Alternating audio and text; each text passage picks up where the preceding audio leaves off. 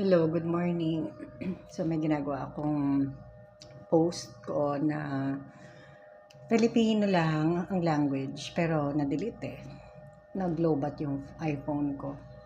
Ang message ko doon, bakit parang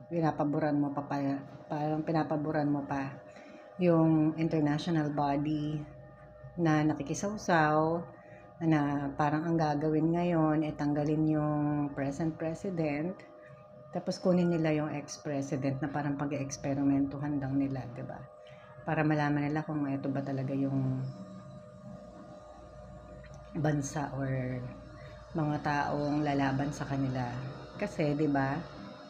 Sinunod na sila ni Digong ng ex-president mo. Kaya nga nakapasok yung turok na 'yan. Ngayon, maraming nagagalit kay ex-president dahil doon na parang lumalabas na nga, wala na silang pakialam sa sovereignty. Na di bali nang kunin si Digong, basta ma-express nila yung galit nila. At parang pinapalabas nila, gusto nilang gumante. So, gagamitin nila yung nakikisawsaw nga na to, foreigner, at ang dami nila, 'di ba? Pero sinong nasa taas ng mga to? Lumalabas kung sino din yung sinunod ni Digong para nga maturukan ng mga tao. So ngayon, nahawak nila si Digong, nakikita nila na grabe yung power ng tao dito. At alam nila na most of these people, Catholic pa rin or Christians, 'di ba?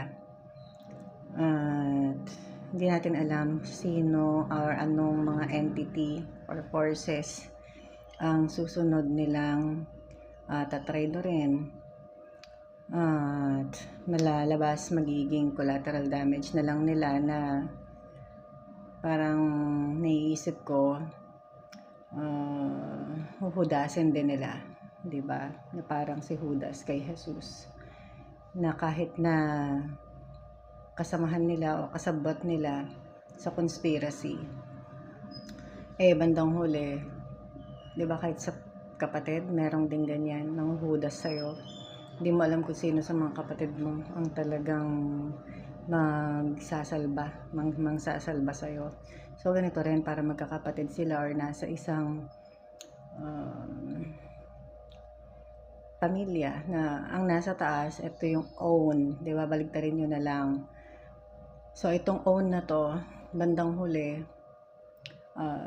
sila na nakapag